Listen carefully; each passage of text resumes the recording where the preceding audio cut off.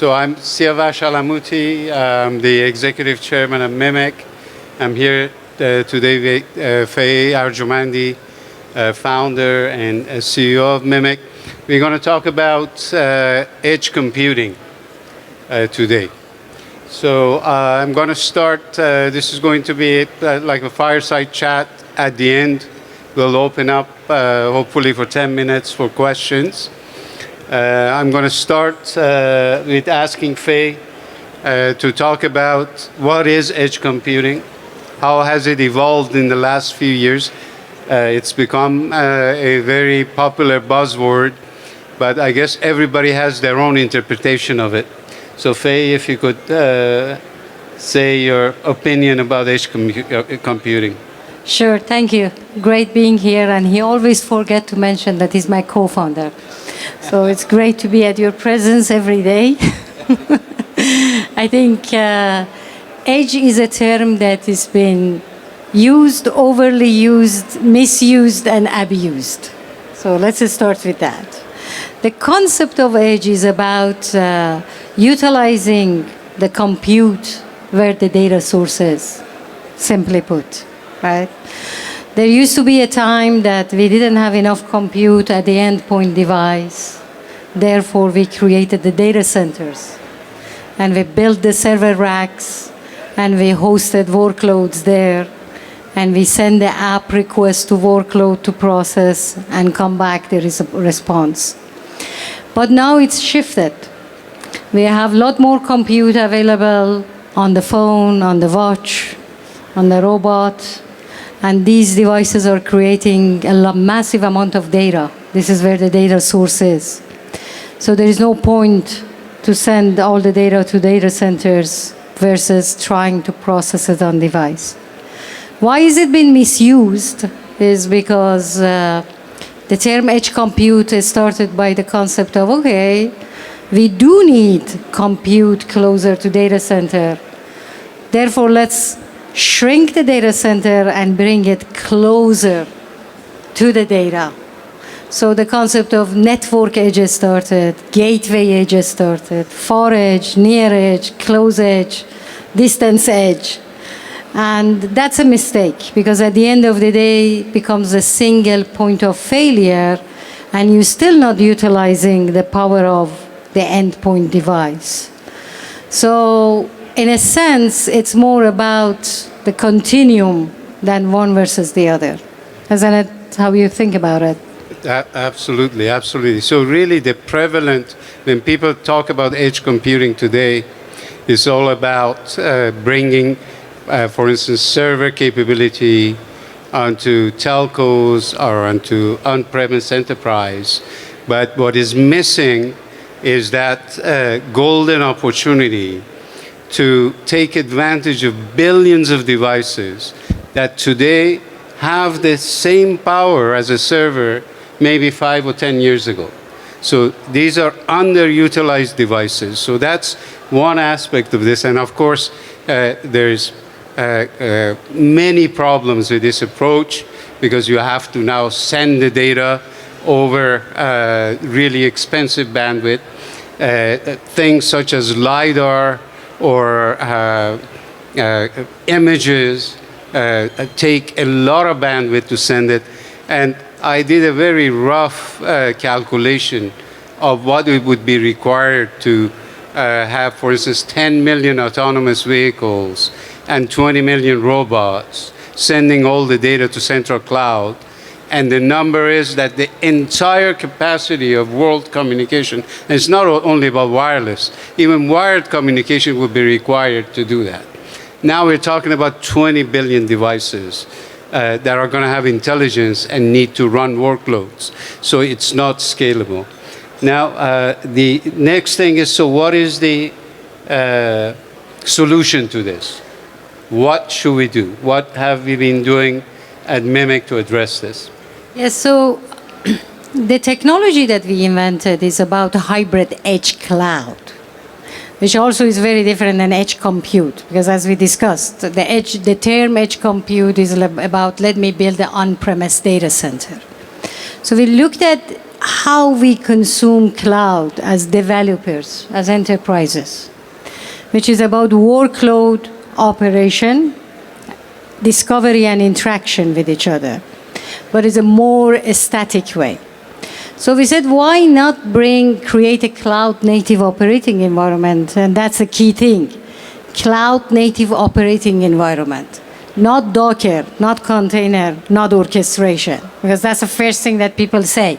Oh, it's a containerization. No, it's a cloud-native operating environment. Imagine Amazon Lambda that I use natively, developed by Amazon in data center, to push workload there, to host my workload, now have that ability for that cloud-native operating environment to be on the watch, to be on the phone, to be on the microcontroller in the car, to be on the compute and GPU of the robot.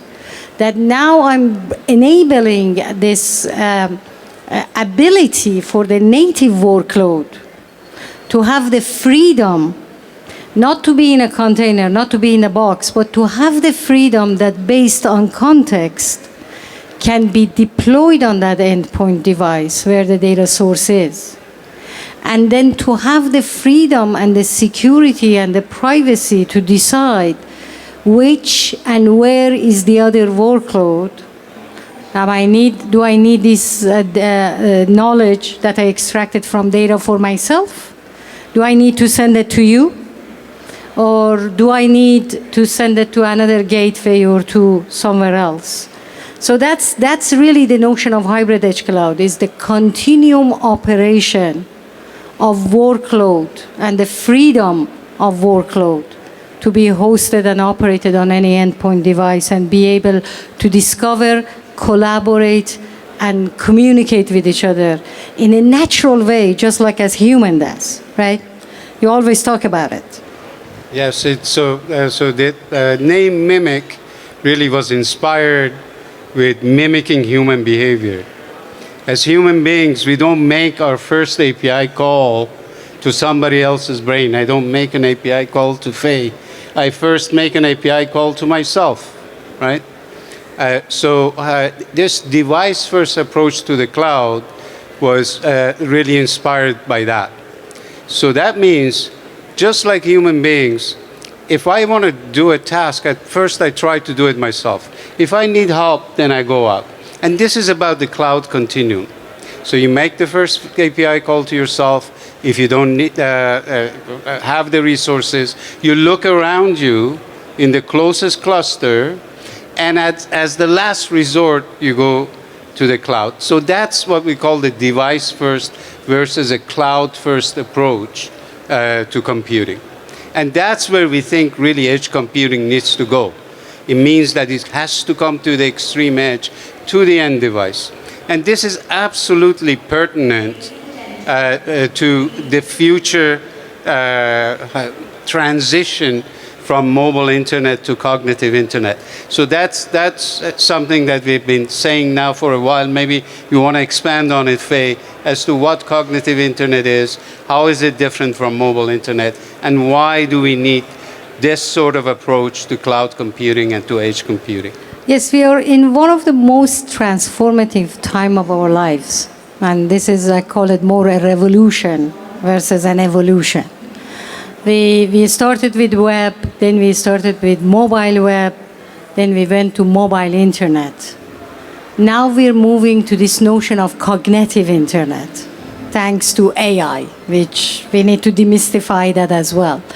But the notion of intelligence take a different spin to the equation. Mobile applications are about native applications that basically do a single task, a silo. And what we're experiencing is exactly the time where web transitioned to mobile. The first generation of web transitioning to mobile was, let's grab the big browser, shrink it, and put it on the phone. That was how it started. And then as people did that, they realize, oh, the usability not working, is slow, the cost is high. In fact, the entire reason that Facebook moved from web to native application first was to reduce the cost of their hosting in their data center. But that transition created new applications. We now have lots of different native applications that got created, and day to day we're using them. And as we use them, we're realizing their limitations, because our behavior is changing at the same time as we use those mobile applications. Now, with the concept of intelligence, with the concept of AI, we're moving toward systems that need to be more fluid. To give you an example, this morning we started this session, and it started with quantum computing, a fireside chat. But then the fireside chat had to stop because we had to move to Imaginarium section for the opening side. This changed the kind of the dynamic of the event, but then after that, everything got adjusted. This is the example of pre-orchestrated events, right? The AI and solutions, these intelligent solutions need to be more fluid, right? Therefore, we're no longer going to be in mobile internet era. We're going to cognitive systems that has conscious, systems that learn, adapt. And when you go to that, you can't put them in the rigid mobile native app. You need to create the freedom for workload to move around. And that cognitive internet will drive towards cognitive solutions, solutions that are not rigid, but composed or composable dynamically based on the context that are running. Right. That's a transition that we're going through. Right. In other words, we're going to have, beyond our smartphones becoming more intelligent and context-driven, we're going to have robots, drones, that need to operate based on context. They can't constantly go to the cloud and ask, what do I do now? That's what it does. That's what orchestration means. That means that you have to come up with all the possible scenarios that can happen, and then build it to your workload logic as to if, then, else, right? But if the robot is going on the street and there's a pothole, now you have to decide what the size of the pothole is, do this and do that. That model doesn't work. It has to be, we have to move from orchestration to choreography, like a jazz band, like a dance band, that these devices have their own local intelligence, ability to run workloads, and be able to make their own decisions and deal with the situation at hand.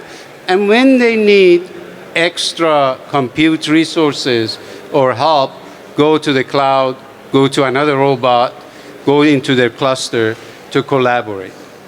So yeah, we're not pre-programmed. I mean, that's what you always say, mimicking the human behavior, solutions that mimic the human behavior, right? We're not pre-programmed. The only thing that we were pre-programmed today was to come to this event and we have a fireside chat. The rest happens in a much dynamic way. We meet new people. We talk about new topics. We change our actions to what's needed at the time, the context of the conversation. I talk to you about hybrid edge cloud. I talk to someone else about knowledge as a service economy.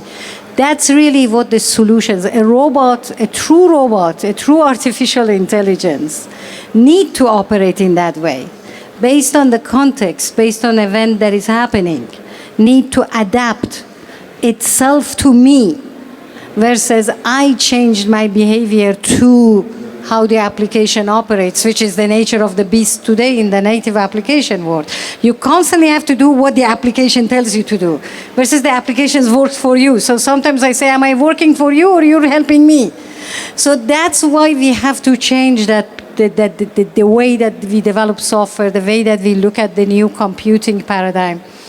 Because as Sam Altman said, compute is the next biggest currency of the future.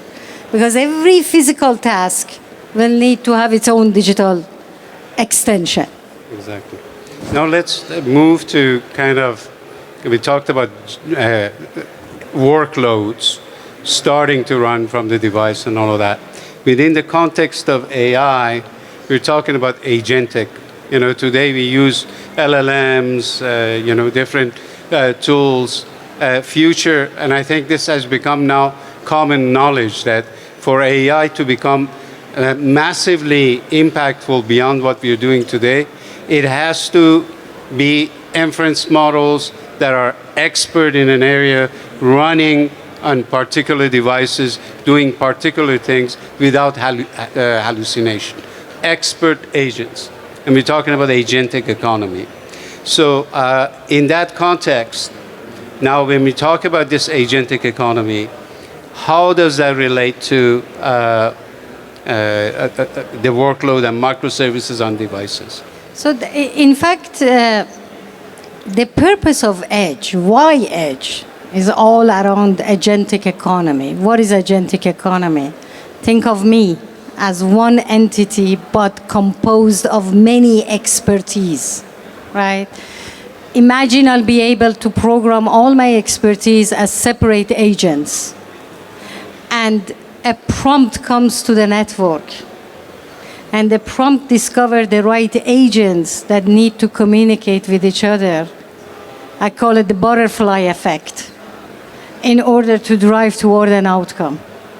And each contributor, each agent contributor, will receive a monetary fund in return for the contribution that they had in their system, in their outcome, right? And if you think about it, today we have about 5.6 million native applications between Google App Stores and Apple App Stores. Agentic economy is about billions, because every single physical task and expertise is an agent by itself. That's why some folks right now have predicted that will be a $15.7 trillion market by 2030, right? And that's an opportunity, because every task can be an agent. And we are almost like, think about it as we call it App Store today. We could each have an agent store that exposed via API to this massive digital network available, that as the prompt comes to the system, they can practically participate in this knowledge as a service versus software as a service business model. Exactly, and that's obviously going to bring massive efficiencies, but it's not about these agents replacing human beings. And that's why it's absolutely essential that the behavior of these devices to mimic the human behavior, because it needs to be a human-machine type of collaboration that is completely seamless, machine to machine and machine to humans. And that's going to bring massive efficiencies. And that means that now we're going to have to put much more autonomy onto these devices.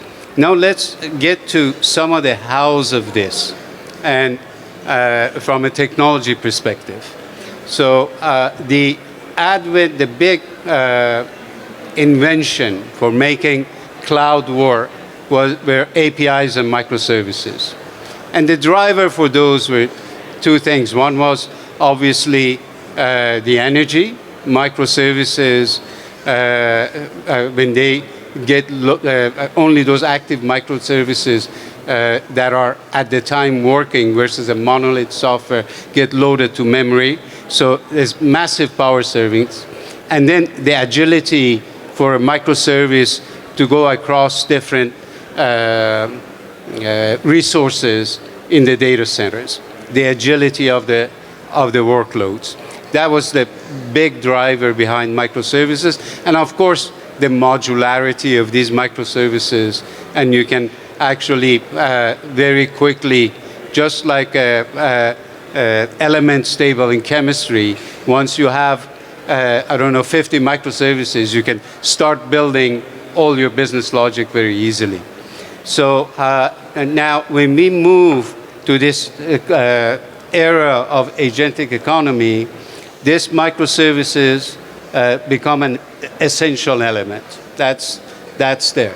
Now, how do we translate that to edge? So what we got in the cloud, do we need something different? How was the approach that you took in terms of thinking of the architecture of the future? So we looked at it and we said, okay, if I need a cloud-native operating environment, what are its functions in order to enable microservices to operate, discover, and collaborate with each other? So the native operating environment need to run across any operating system easily.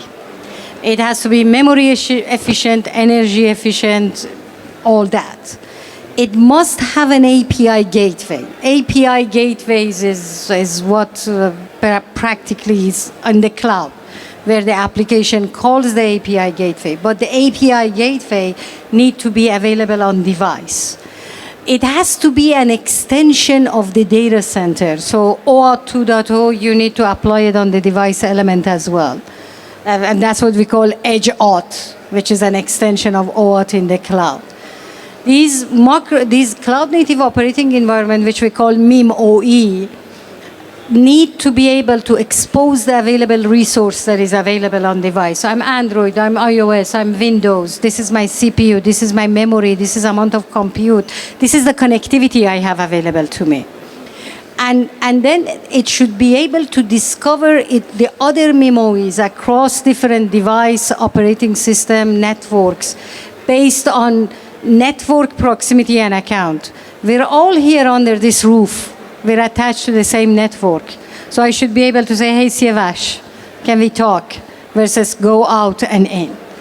Or I need a proximity, something, so where is the coffee shop close to me? Because I need to order food, right?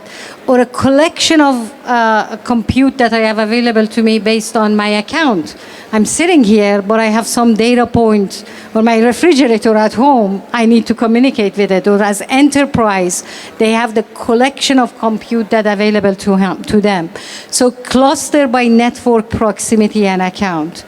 The API gateway, it has to be based on zero-touch configuration. Because I don't need to go pre-program things before things work. It has to have the sense, the context, the purpose. Who am I? Where am I? What is my purpose? Am I serving Fay as Fay individual mom or serving Fay as the CEO or as the speaker right now? So zero-touch configuration, context-driven, these are the elements that this MIM-OE has to have. That now workload can basically utilize the API, discover other workloads, and communicate with them. And enables that variety. Because when it comes to AI, you can be confined and in box with just one LLM provider, with just one AI model provider, with just one AI type model. AI, the beauty of AI is its variety. Right. And that's how we basically went by creating the architecture. So in other words, an operating environment, ability to discover, ability to collaborate. And now the advantages of this beyond cloud hosting costs, latency, maximizing the usage of these devices that represent millions of times more compute power than what we have in data centers, maximizing that usage is also about context. Because context cannot be easily transferred, right? Context is here. Transferring the context is very difficult. It's like for me to be able to tell you all what I'm feeling and be able to express that very efficiently, whereas I know what that is and I can take actions on that. Given that we have only 10 minutes time, maybe just a couple of use cases that perhaps is illustrative of the power of what we can do. Perhaps one of the use cases that right now, maritime, right? You have vessels, you have cargo, you have ships that are practically delivering goods, like we are in the oil country delivering oil, and you have workers on these ships that need to operate, and we need to ensure that the health of the ship, the health of the worker, it's monitored, the safety, the productivity, the captain knows where the worker, I mean, whether the worker are in danger or not. These digital systems need to work with each other, even if I don't have connection back to the cloud. Offline, right? offline first. Offline first. Okay. So every system carries its own workload and they can interact with each other even without the cloud. That's one use case. Wonderful, wonderful. So I guess, given that we have only 7 minutes, we open it to questions. Any questions? Please. Thank you. I was part of. No, don't need. Yes. I got the question. All right. Thank you.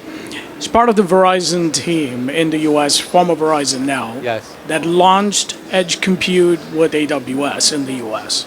Right. And we went down a specific hypothesis saying, as you put more and more capabilities on the edge device, the cost basis of that has to go up. And the ability for us to reach more individuals goes down. Clearly, you have seen and broken that dynamic. Right. Would be very interesting to understand how you're looking at that. Oh, so to me, it's interesting you said Verizon because both of our backgrounds are from telco. And in fact, Vodafone. someone, I was a group R&D director at Vodafone. She was the CEO of Vodafone Zone. And that's when we started the MEC project, we realized that it wasn't scalable, right? And that's the problem that you're pointing out to. And I would equate it to Wi-Fi. Cellular technology today without Wi-Fi would not be viable. And because this is now an edge technology that's taking most of the load, right? So it's similar to that. Now you can run typically 90% of most of the workloads locally on the device.